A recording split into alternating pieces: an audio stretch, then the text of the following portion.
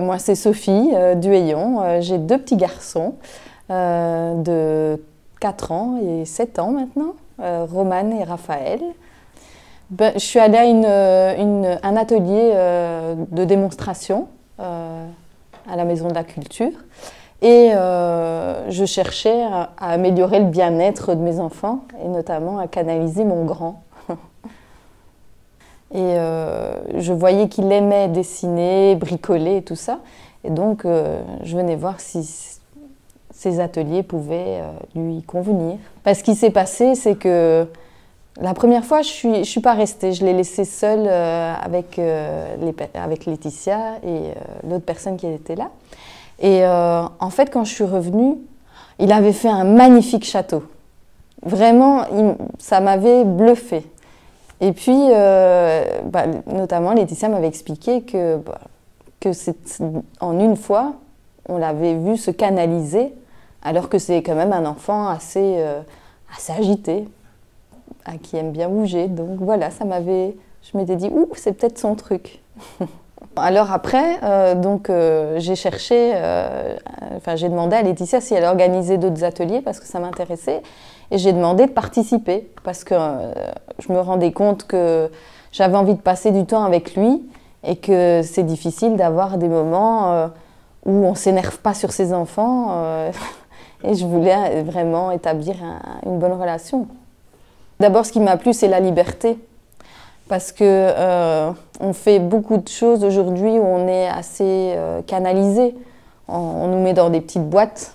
Il ne faut pas sortir des lignes. Et en fait, chez Laetitia, il y avait des règles quand même, mais il y avait une espèce de liberté.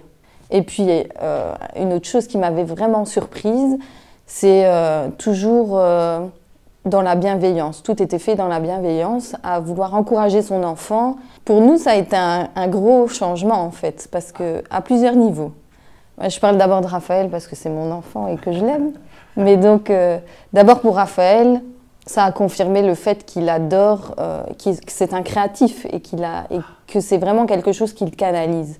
Donc maintenant, à la maison, quand il est un peu énervé, en fait, au lieu d'aller le faire courir dehors, ce que je faisais, ça le canalise beaucoup plus de le mettre devant un dessin ou un bricolage. Donc ça a vraiment conforté. Ensuite, notre relation a un peu changé parce que je pense que, comme beaucoup de parents, je faisais l'erreur de toujours vouloir trop canaliser, trop diriger sa façon d'être, en fait. Et donc maintenant, je pense qu'il est plus calme à la maison, en fait, parce que je pense que moi, j'ai aussi appris à pas faire un mini-moi, à le laisser être lui-même, en fait. Donc, je suis un peu moins derrière son dos, finalement. Donc ça, c'est vraiment bon pour notre relation. Et puis, j'ai appliqué un peu la même chose avec notre deuxième enfant, et ça fonctionne bien avec lui aussi, en fait. Et pour moi. Et pour toi. Et pour moi. Voilà. En fait, je pense que j'étais attirée par le dessin pour Raphaël parce que moi-même, j'aimais le dessin, sans en avoir jamais fait. Et en fait, le premier jour, quand je suis arrivée ici, le premier dessin, ça a été un vrai déclic pour moi. J'ai retrouvé mes sensations de mon enfance, de l'enfant de 6 ans qui était au fond de moi.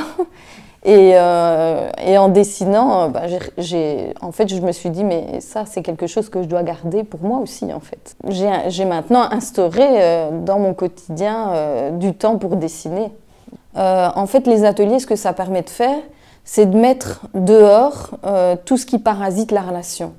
Donc, ça nous fait entrer un peu dans une bulle et ça nous permet de vraiment se concentrer sur la relation, une envie de faire quelque chose ensemble et ça concentre la bienveillance qu'on a vis-à-vis de son enfant, à lui dire « Ah oui, mais c'est beau ce que tu as fait.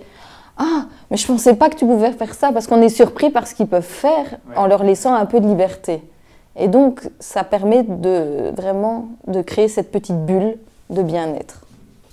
Alors, il y a eu un troisième moment de bien-être, c'est d'aller dessiner dehors. Alors, dans les instructions, à ce moment-là, on pouvait aller dessiner dehors et en fait, ça ajoutait en plus une dimension de réalité, de reconnexion un petit peu avec le dessin qu'on fait sur une table. C'est aussi d'observer ce qui se passe dehors et de regarder un petit peu la nature différemment et le monde tel qu'il est vraiment, en fait. Donc je pense que ça, c'est aussi un déclic important de se reconnecter à la nature, à des choses réelles en fait.